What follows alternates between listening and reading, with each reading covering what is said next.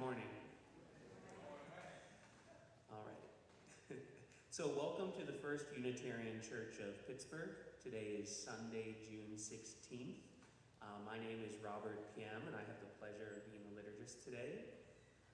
Just to briefly describe myself, I'm a Caucasian male in his mid-30s with brownish, reddish, blondish hair, a mustache, glasses, and I'm wearing a Japanese kimono jacket, which is mostly black, but has images of the Japanese gods of thunder and wind. With me today is our guest speaker, Michael DeSantis. Our minister, Reverend Kate Walker, is off today. I want to just open by saying that you are welcome here. If you are watching now or in the future, you are welcome. If you're a longtime member or if you're brand new, you're welcome here. We Unitarian Universalists are one people of many beliefs, many origins, sexualities, and genders. We are a multi-faith religious community where all are welcome, diversity is celebrated, and questions expected. We are all growing, all learning, all loved. Just as you are welcome. If this is your first time with us, we would love to be in touch with you.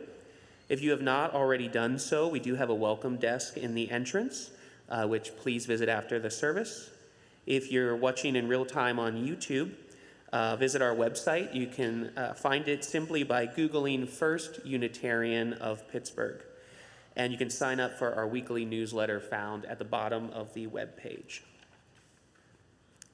You're also invited to join us for social time on Zoom following this live worship. And to get the Zoom link, you can send an email to firstunitarianpittsburgh@gmail.com.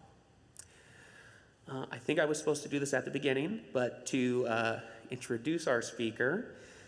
So Michael is a proud Yinzer.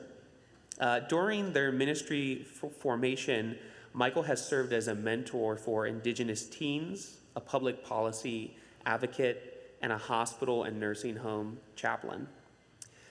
This summer, Michael graduated from the Union Theological Seminary in New York. It's just a misprint. They already graduated. And they are going to begin a ministry internship at the Jefferson Unitarian Church in Golden, Colorado. So with that, I invite you to take a deep breath, arrive in body and spirit, picture yourself connected to all others who are watching today and in the future, and I'd like to invite our guest minister to come up at this time.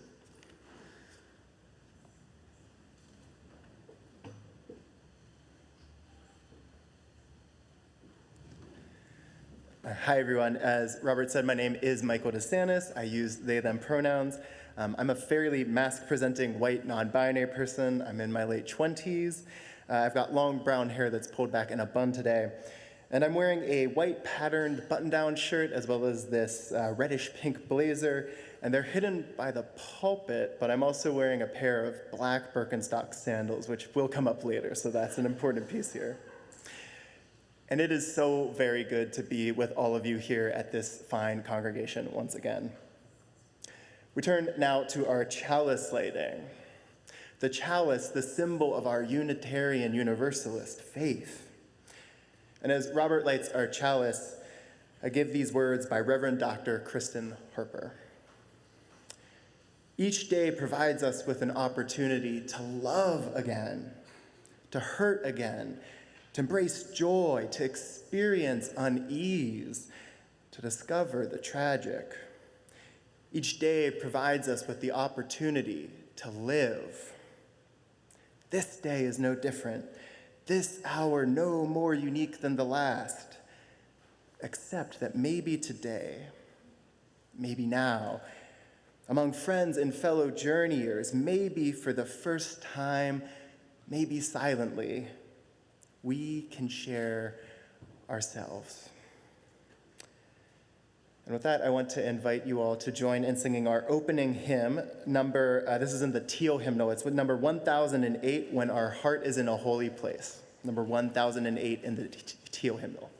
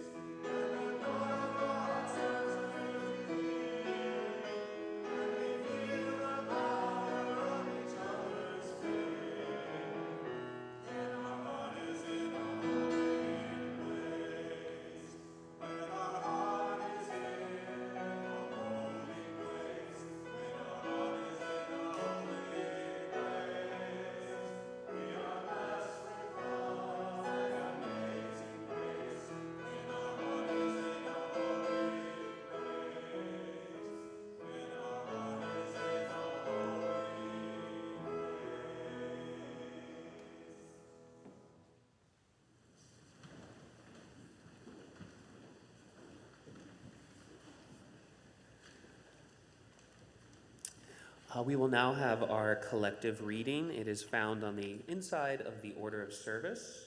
And for those who feel comfortable, please join me in reciting it. We name our collective recommitment to care for the earth, knowing the ground we live upon is sacred. We pledge to bring new life to the earth, new life to the air, new life to the waters, new life to each other, for all life is sacred. Thank you.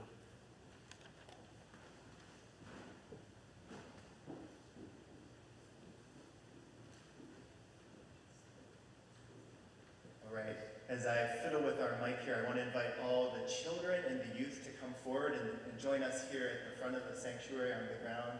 And I'm going to be joined with by a volunteer, my partner Pearl, she, they pronouns, who also just recently graduated from seminary.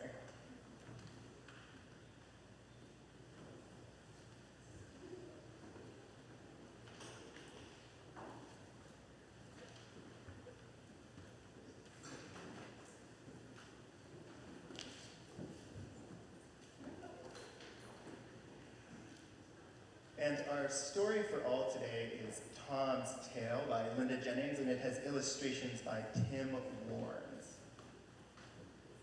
And this is a book that I recently found out about from my friend Olivia, who is a teacher, and so she knows a lot of good story time books for this kind of situation.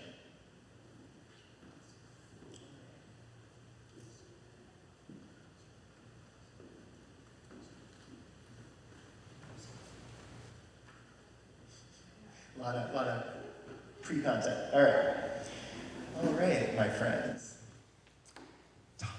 So here we are. Tom is this little pig here. Tom's tail was curly, like a rolled up rubber band. It was a very neat little tail for a piglet, but Tom thought it looked silly. In all other ways, Tom was a proper little pig. He was a nice pale pink with dirty patches where he had wallowed in mud. He slurped and snuffled in the pig trough with his brothers and sisters and siblings, and he made all the usual piggy noises. Can anyone here make some piggy noises for us? Oh yes, we've got some good piggy noises up here in the front. But oh, how he wished he had a straight tail. Sam, the sheepdog, had a thick, furry tail. Henry, the horse, had a long, swishy tail, and Betsy, the cow, had a thin, stringy tail with a little tuft on the end. Even the rat's tail is nicer than mine, said Tom sadly. Why don't you get your tail straightened, said Henry. How? Asked Tom. Like this, said Henry, and he put his big hoof here on the end of Tom's tail. Now walk away. Tom squealed and squeaked as he began to walk. His tail stretched out, and when it had been curled all the way, Henry the horse let go. Ping! Back sprang the tail. And Tom hurtled forward, and here in the last panel, we see him hurtling through the air. Ouch, yelled Tom and Sam together because Tom the pig has landed on Sam the sheepdog. I'll tell you what, said Sam, picking himself up off the ground. Why don't I take hold of your tail and you can lead me along? That should straighten it out. So Tom took Sam for a walk past the pigsty, and here Tom is walking in front of Sam the sheepdog. Sam has Tom's tail in his mouth, and they're walking together. And they took a walk around the pond and through the buttercup field. That's enough, squealed Tom. Let me go. Ping! Back sprang the tail to its usual curly self, but Tom felt sad. Betsy looked at Tom, Betsy's the cow, and chewed thoughtfully. Suddenly, she had a very good idea. She told Sam, who took hold of Tom's tail again and stretched it. Then he pushed the tail into a big patch of gooey, sticky mud, and he made Tom lie with his tail covered in mud for a very long time until the mud dried and Tom's tail was set into a thin, long pencil. "Yippee!" cried Tom. He twirled around trying to see his new straight tail. "Ouch," said Sam. Tom's pointy tail had poked him in the chest. "You look so silly," said Tom's mother.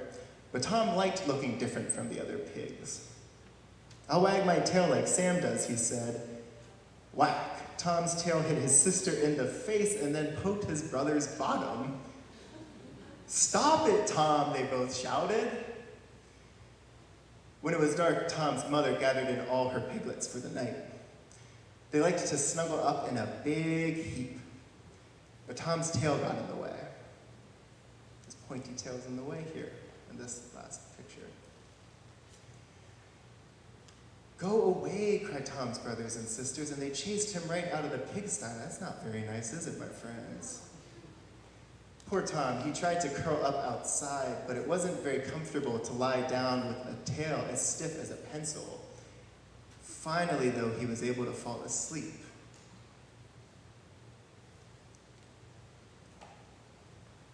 During the night, it began to rain, but Tom went on sleeping. As it rained, the hard mud softened and slid off Tom's tail. By the time morning came, his tail was as curly as it had ever been. Grunting happily, Tom went back to the pigsty. Yeah, so we have some more piggy noises as he goes happily back to the pigsty? Nice. "Who wants a straight tail anyway?" said Tom later as he pushed into the pig trough with his brothers and sisters. "Now, if I had a long, elegant nose like Henry the horse instead of this silly, stumpy snout, I could really get at that food." The end. So, my friends, we see here that Tom has eventually realizes that his long, curly tail is actually quite beautiful. But then he wants to change something else about himself. Do you think that's a good idea? No. Yeah. That's some smart folks. Can anyone tell me why you think it's a bad idea and tell our congregation? Any volunteers? Yes. It might poke the other kids. Yeah. The big snout. Yeah, that's really good. Anyone else know why that might not be a great idea? Have any thoughts? I'm sure there are lots of thoughts here, but that we can hold those in our own hearts as we go off to our classes at this point and sing our children out.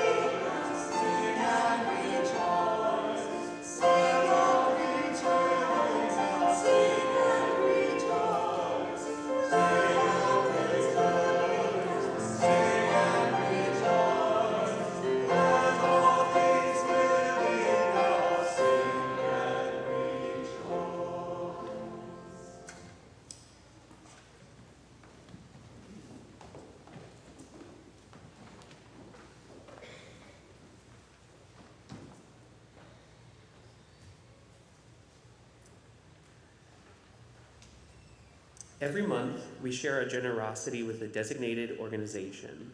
This month, it is Ceasefire PA, which which is a public policy and advocacy group working to reduce gun violence. All donations are shared 50-50 with this organization unless otherwise designated. Our religious community is made up of volunteers and staff creating and hosting a variety of programming. We rely on your financial support. In addition to the collection plate, you can donate by texting GIVE, G-I-V-E, to 412-435-1050 and following the directions. Please check the end of your order of service for more directions. The offering will now be gratefully received to support the work, wonder, and witness of our religious community, and I invite the ushers to come forward at this time.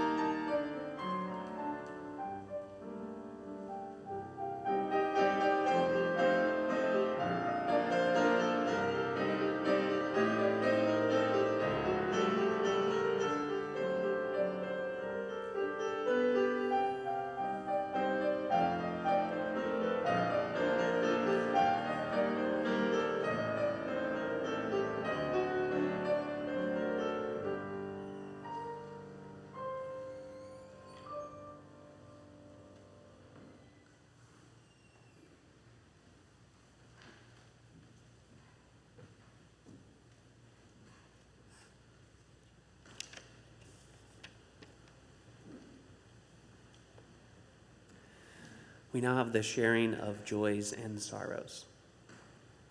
We hold each other in our hearts and minds with all our joys and all our sorrows.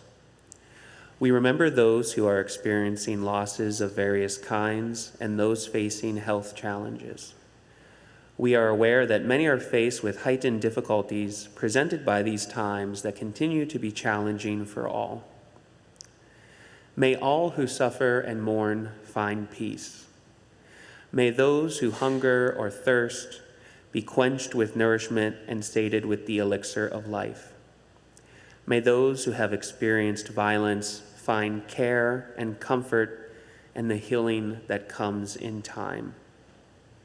May all of us find the loving kindness that is ours to share. May we open our hearts and minds to be encircled with love and care, all in our community and beyond. So may it be. Amen. Namaste. Namo Yoho Renge Kyo. Blessed be. And today being Father's Day, we also have a Father's Day prayer. I'm going to read that, and then we'll have a moment of silence.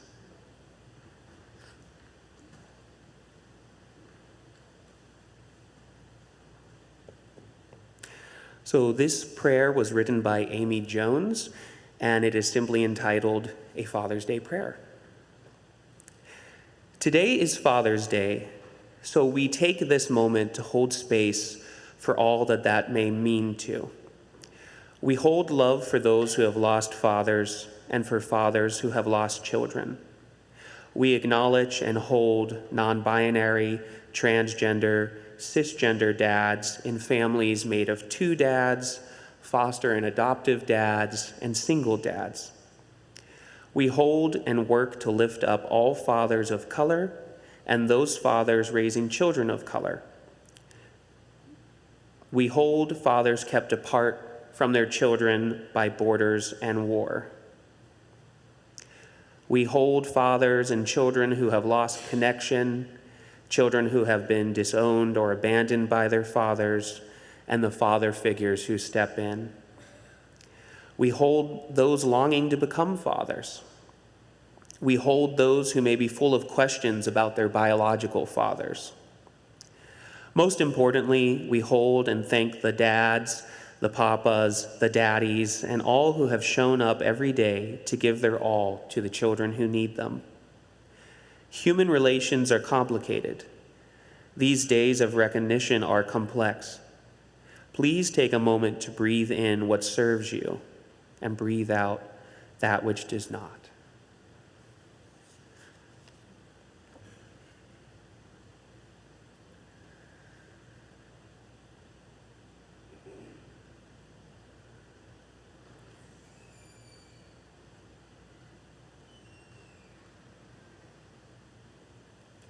Thank you.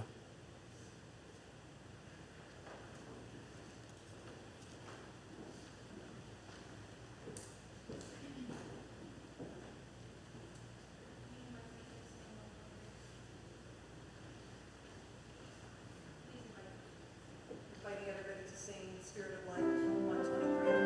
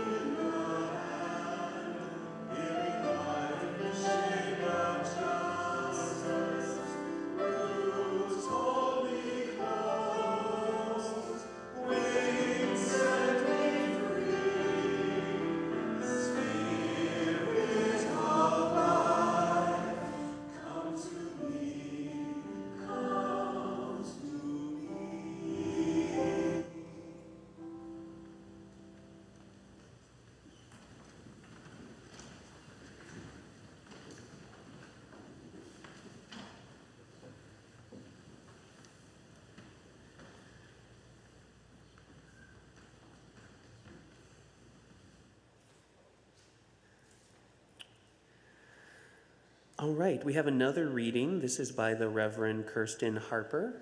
It is entitled, Who is Welcome? And let me just make sure I have it up here. Okay. Everybody wants a seat at the table. Blacks, Latinos, Asians, the poor, the disabled, gays, and lesbians.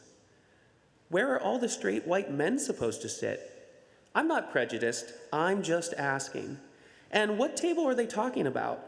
My table only sits 8 comfortably, and I have service for 10. That's it. You'll just have to wait your turn. Can you imagine if we just let anyone sit at our table? Why, we might have people who can't tell their salad fork from their dinner fork, or people who eat with their hands. I shudder to think. Now, everyone is welcome at my table, in my home, as long as you don't have grease stains on your clothes and have washed your hands before you touch my silverware. Everyone is welcome at my table, as long as you don't try to proselytize me to your religion or your politics, and don't get upset when I question yours. After all, it wasn't my faith that taught me to eat Jesus and drink his blood. Come on in, I say, but don't make fun of my Pan-African sculpture and paintings mixed with chintzy curio precious moments figurines. If you don't dress up and you don't have every hair in place and you don't smell too fresh, you are welcome, but don't sit on the good leather or the new futon cover. Here, let me get you a towel. I am told the outside shower works very well. Everyone is welcome at my table as long as you sit still and don't wiggle or interrupt the grown-up conversations. Children should be seen and not heard, and they should be dressed up on bows and satin so they can entertain us. Now, don't worry if they aren't talented. It only reflects on your upbringing, not mine. Truth is, I really don't have room for you. Maybe next time.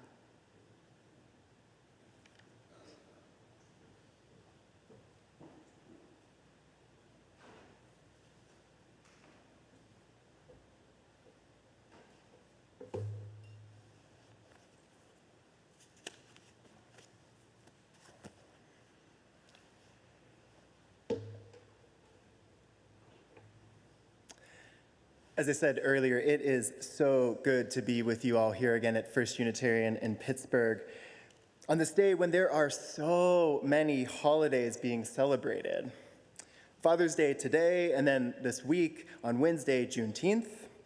And of course, this whole month, as we can tell from the banners and from the rainbows all around the sanctuary, is Pride Month. So today, I want to offer a reflection that's related to all three of these celebrations, Pride, Juneteenth, and Father's Day. It's a reflection about a common thread that I perceive between them, at least as our UU faith calls us to treat these celebrations. A thread about the important relationship between acceptance and welcoming others into our congregations and justice. About what it means to be a community, specifically a UU faith community here, where all people are welcomed, where each unique person who enters our communities is honored and cherished for the unique blessing that they are. And I want to ground this reflection using a metaphor, an image, one that might seem a little bit silly at first. It's an image that is such a stereotype of UU preaching that when I told my partner about my idea for using it in a sermon, well, first Pearl rolled their eyes. But once I explained my idea for the whole sermon, well, first they rolled their eyes again. But then they said, "Darn you, Michael, I can't believe it, but that actually works." So my goal for today is to get you thinking that it actually does work, or at least to help to get you to a point where you understand the message through this metaphor. So here's the image for our metaphor. Remember those Birkenstock sandals I was talking about earlier? Yep, that's the image. You can see why Pearl rolled their eyes. Now that we're halfway into June, it is finally warm enough here in Pittsburgh to wear sandals, although it's not quite as sunny as many of us would like for the summer. So I've been wearing my Birkenstocks almost daily for the last few weeks, and it's reminded me of just how cool Birkenstocks are. Cool, not in like a stylish way, but as in just having a great design. Okay, do we have any other Birkenstock fans in the crowd? We've got at least a couple with their hands raised, so we clearly have some folks who know what Birkenstocks are here, and I'm delighted to see some other aficionados. But for those of you who might not know what these are, Birkenstocks are a brand of sandals and shoes, but sandals are really what they're known for, that are made by this German company. They've been doing this for hundreds of years. And what Birkenstocks are famous for, in the words of that most holy of scriptures, Wikipedia, what they're most famous for, and I'm quoting here, is their contoured cork footbeds, which conform. They conform to the shape of the wearer's feet. Yes, they conform to the shape of the wearer's feet. It takes a while as you wear them, and it can be pretty painful at first. Traditionally, the straps are made with this thick, good quality leather, although they now have vegan options. But after a few weeks, they start to conform to your feet, and they only conform more and more over time. They take on the shape of your foot more and more over time. Now, I imagine that many of you are probably thinking, Michael, this is all very well, and I agree. I might even agree that Birkenstocks are fantastic, but what in the world do they have to do with the spiritual life? What do they have to do with today's topic of creating communities where we practice radical inclusion and love? By themselves, literally, as in the actual sandals that we wear, I will admit, probably not much. But as a metaphor, my friends, I think that Birkenstocks have a lot to teach us about what it means to be a genuinely caring faith community, to take communal care and equity seriously here in this space and in this sanctuary. So what do Birkenstocks have to teach us? What are their lessons for our spiritual lives and our UU religious communities? I think there's two major lessons. Here's the first one. As that quote from Wikipedia said, Birkenstocks are contoured, so they have lots of arch support. And overall, they have lots of what the company calls, and again a quote, special support elements. That's from a section on their website that is entirely devoted to the footbed. This means that Birkenstocks literally begin from a baseline assumption that all feet that walk, all human feet that walk need some support. And at our best in our UU communities, when we are living out our values and our principles, our UU faith begins from a similar assumption. We must begin from a place of seeking to support those around us, like the folks here in this space. Think about it this way. In this metaphor, our communities are those Birkenstock sandals, and each individual person in the community is the foot that's wearing them. So when a new person enters the community, when somebody comes in here and makes like Cinderella and slips on that magic sandal, when a person enters our community, we, the community, must already be operating from an assumption that they will need support from us, that we must care for them and accompany them on their spiritual journey. Until this person tells us what they need, we don't know exactly what support they need. We cannot know until they tell us. But we should assume that they have something that we can support them in and that we will give that support when it's needed. And we must give it to them, at least as far as our spiritual lives are concerned, for this is a spiritual community. And to be honest, this is not always the ethos that our UU communities have lived out. I'm not speaking about this community, obviously this is your community, but in general, our UU communities, especially on the Unitarian side, in our Unitarian communities, the focus has often been on the individual, on our own personal freedom, and on making sure that our own spiritual needs can be met. Much of this culture comes from our Unitarian ancestors who were largely, as you've probably heard, well-to-do New Englanders, privileged folks, many of them merchants, who assumed that they could, if they just worked and tried hard enough, meet all of their own needs. Because most of them had the social power to do it. They could do that. They could make things work for themselves. They didn't need support. They had money. But the thing about our religious communities, we're not just here to get our own needs met. We're not just here for ourselves. We're not just here to take and to take and to take and to never give back. Yes, it is incredibly important to tend to our own souls, and we must do that work here as well, but not at the expense of others. Much of what we must do in our religious communities, and specifically in UU ones like this one, First Unitarian, is to make sure that other people's needs are being met and to do the work needed to get there. So how do we do that? Well, going back to our metaphor, here's the second lesson that I think Birkenstocks have to teach us. Because remember, as we heard from Wikipedia, the sandals conform to the foot of the wearer. So at the risk of taking this metaphor too far, but we are in deep, my friends, if our communities are those magic sandals, are those magic Birkenstocks, well, we, the community, need to adapt. We need to adapt to the needs of each individual wearer. In other words, for everyone who seeks a liberal faith like our UU one, a non-creedal faith, and who does choose to enter into the life of this community, for all of those people, as each of them ties themselves to us and to our community, we, those magic Birkenstocks, we must adapt to the feet of the wearer, to the soul of the wearer. Adapt and shape ourselves differently until we meet the needs that they have, the needs of our beloved community member. Now, before going any further, I want to offer 3 important caveats to this. The first one is that I must name that this is an imperfect metaphor, as many metaphors are, especially as a metaphor of inclusion, because it falls into the same trap that so much of our religious language does in an uncritical way. It makes ableist assumptions about the abilities of our bodies. Remember, all feet that walk, and it implies that only people who can walk will be fully welcomed into our communities. And in a similar way, as some of you probably know, Birkenstocks are expensive. And in our faith, one whose members are often ranked among the most affluent in the US, we've also struggled historically with problems of classism and elitism, issues that have kept us from being fully welcoming, from conforming to the souls of the poor and working class people who seek to enter our spaces.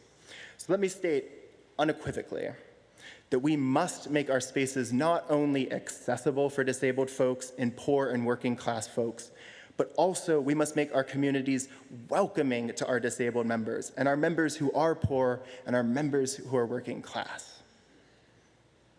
Second caveat. We need to realize that not everyone wants to wear Birkenstocks. Some people just don't like the look of them. Perhaps they're Chacos fans, or maybe they prefer a closed-toed shoe. Translating this metaphor to our context, what I'm saying is that not everyone wants to be you. There's many reasons why some people decide that our faith isn't for them, even though it's for us. For example, while many of us here love that Unitarian Universalism embraces multiple spiritual paths, some people really struggle with that. And there's many people who find more spiritual nourishment in other communities rooted in the practice of one long-standing set of beliefs, one set of rituals based on one set of beliefs. Wow, so sorry. And we have to accept that.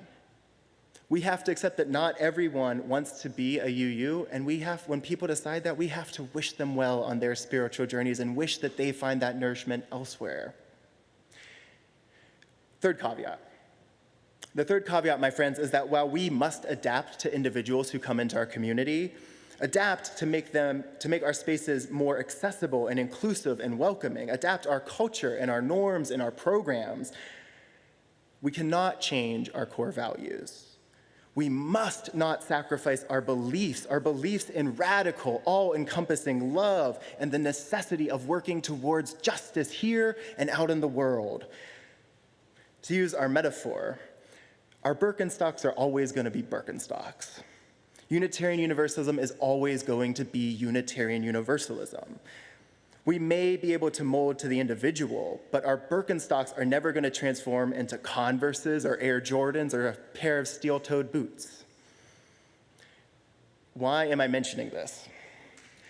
Why am I mentioning this? Because for many years, my friends, there's been a common refrain among UUs, and you've probably heard something like this. There's been this refrain that whatever you believe, whatever it is, you are welcome here.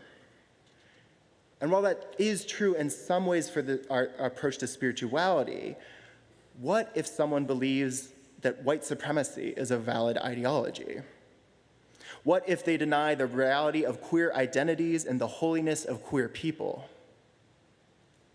Obviously, those beliefs are not welcome in this space, can't be welcome in this space, cannot be something that we adapt to make space for in our Unitarian Universalist communities. Because those beliefs contradict all that we hold dear, all of our core values and many of our 8 principles. But for those who do like what they find here, for those who come in and they find that their theology meshes with ours, that they share our core values, we have to meet those people where they are. We have to make sure that they can access our programs and that they feel supported and safe and welcome in our spaces. Metaphorically speaking, it's the sandals that need to change, not the feet. If the sandals didn't change ever, it would just be like those first few weeks. It would all be painful, and it would be sore feet and blisters forever and ever.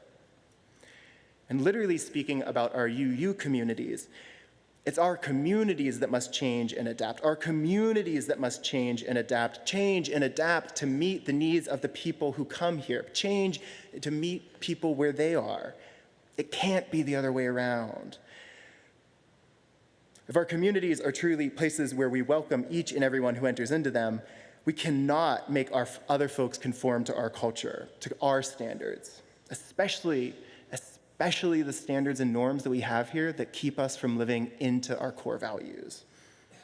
We can't, for example, demand that folks of color conform to the tenets of white supremacy culture, a culture that still characterizes all too many of our UU spaces, prioritizing things like the written word and a lack of emotional expression and rationality and reason. This is exactly what our reading and our story for all today are getting at. Let's start with the reading, which was by the Reverend Dr. Kristen Harper, who also gave us the words for today's chalice lighting. Reverend Dr. Harper is only the second Black woman to be called into a UU senior ministry position. That was in the 90s, and she's still in a senior ministry position these days. We see some problems there already. This reading from Reverend Dr. Harper gives us an example of a community that is not welcoming. The speaker isn't identified, but it is strongly implied that he is a well-off white man. Remember, where are all the straight white men supposed to sit? A well-off white man who dismisses core pieces of the Christian faith as ridiculous. Literally, he ridicules them. And it's a person, frankly, not unlike many UUs that I've met through the years. Not only identity-wise, but also in their treatment of Christianity and other faiths. There's a powerful line in the reading where the speaker says, "Don't make fun of my Pan-African sculpture and paintings." Remember, this is a white man. This is a white man who does not want to be asked to change to his established norms. A white man who does not want to change and mold and adapt to conform to the needs of others. A white man who does not want to make space so that others feel honored and cherished and safe and comfortable. And at the same time, he's uncritically stealing and presenting Black and African culture, which is the culture of the very people whose expressions of identity he seeks to suppress in the reading. To tie it to our metaphor, he does not want to adapt, obviously. But we see here a necessary tension, a tension that we must also hold when it comes to how we adapt to welcome people. We must make spaces where all people in UU communities, where all people, especially those with marginalized identities and identities that we have for too long sought to suppress here, where all people can be their true selves. Spaces where each and every one of us can share the blessing and the gift of our unique personhood. And at the same time, those of us who have privileged identities must not, cannot, try to welcome folks with marginal identities simply by appropriating their cultures. Here's an example. It's one thing for a multiracial UU community that is across the country with multi-faith and multiple races represented and an active community of folks of color. It's one thing for them to sing an African American spiritual song, one that emerges from the identities of actual Black members and speaks to those particular spiritualities of those Black members. It's quite another thing for a congregation, an all-white suburban congregation, say, to do the same thing with the spirituals. Reverend Dr. Harper's reading ends with this truth. The speaker, the white man, he doesn't really have room in his life, in his understanding of community for anyone with a marginalized identity, especially anyone with a marginalized identity that might call him to change his ways, to turn towards justice and towards right relationship, but only by doing the necessary work of changing his behavior. Here we get the connection to our story for all, Tom's Tale that we read today. Tom's Tale, this little story, it shows the powerful and the insidious effects, both psychological and spiritual, of living in communities and in spaces where we are not welcomed as ourselves, where we are not welcomed as who we truly are. Seeing all the other little pigs with their straight tails, little Tom with his cute little button of a curly tail, he decides that he needs to straighten it out, to straighten out his tail. By the way, it's not lost on me as a non-binary queer preacher during this Pride Month when we have lots of pride flags in the sanctuary, that this story is literally about a young being who thinks because of the culture and the norms around him that he has to straighten himself out just to fit in, just to be normal. And so little Tom the piglet, he tries to deny his identity. He tries to do a couple forms of conversion therapy. But it doesn't work. It never works because he can't be straightened out. In his attempt to do that, it hurts. It really, really, really hurts him.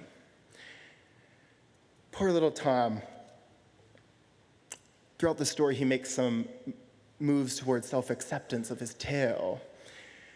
He realizes that his curly tail is actually quite nice, that he has the inherent dignity and worthiness of all piglets, shall we say. But then, at the end, he wants a new snout, one that can help him reach food like other piglets and like the horse, food that's hard for him to get to. But Tom doesn't need a new snout. What he needs is a community that will bring the food closer to him. What he needs is, like all of us, he needs a community that will adjust to meet his needs. And he needs a community that will normalize pigs with curly tails, just like we need communities that normalize and celebrate queer folks and disabled folks and folks of color and our young folks and folks with diverse fatherly identities and relationships to fatherhood. That's why we used the Father's Day prayer that Robert read earlier. Thank you to you, Robert, for reading that so beautifully, and major thanks to Stephanie, your lay minister, who directed us towards it. This is a prayer that realizes that there are non-binary and transgender and, yes, cisgender dads, and that there are families made up of two dads. It's a prayer that realizes that some of us know and love our fathers, and some of us don't. It's a prayer that realizes that some of us spend today, Father's Day, celebrating, and some of us spend today grieving and trying not to think about fatherhood. And it's a prayer that moves away from our old understanding of Father's Day as a day of pure celebration of straight, cisgendered dads partnered to straight, cisgendered moms, and changes our collective behavior. It changes our behavior and our understanding. It's a prayer that adapts because all of us, all of you, dear people, all of us need to be welcome here, need to be welcomed here by the other folks here. All of us, all of you need to be told that you, just as you are beloved and you are blessed and you are beautiful. This is deeply spiritual work, dear ones. Because we, as UU religious communities, we must affirm all of that. Because we need you. We, our community, we as a community, we need every you that's in this sanctuary. Because we are not our own. We are not our own, and our faith communities are not just for us. So let's act like it. Let's build here in this sanctuary a house of radical love and welcome, a house that centers the perspectives and the needs of those on the margins and invites all of us in the work of seeking to understand and then to respond to each other's needs. A community where we are changed by one another, where we care enough to change for one another, where we care enough to mold and adapt to new people and new ideas and new ways of living out our values, new ways where we can, while still holding firm where we must, while maintaining the core of our faith, a faith that believes in life and love and justice and many paths to spirituality. Our liberal, love-affirming, often life-giving faith, our faith that calls us to pass it on, to share our love, to work for justice, and to welcome all who seek our communities into them. And now, let's rise in body or in spirit as you are willing and able, and commit to this type of welcoming. As we sing our final hymn, We Are Not Our Own, number 317 in the gray hymnal. That's We Are Not Our Own, number 317, gray hymnal.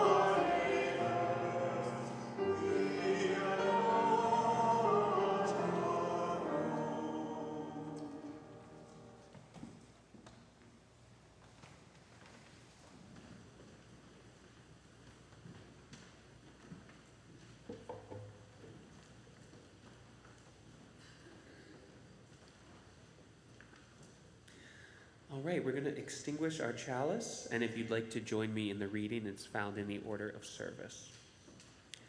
We extinguish this flame, but not the light of truth, the warmth of community, or the fire of commitment. These we carry in our hearts until we are together again.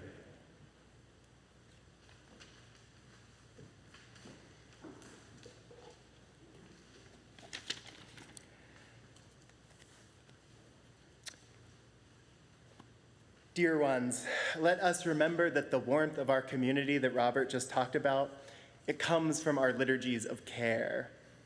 May each of us care enough to change when change is what our faith demands of us. And may we have the courage to change and to keep this faith, remembering that we are loved, that we are blessed, and that we have the power to be a blessing of welcome everywhere we go. And may we now rise in body or in spirit and sing our final hymn, number 300, with heart and mind. That's in the gray hymnal, number 300.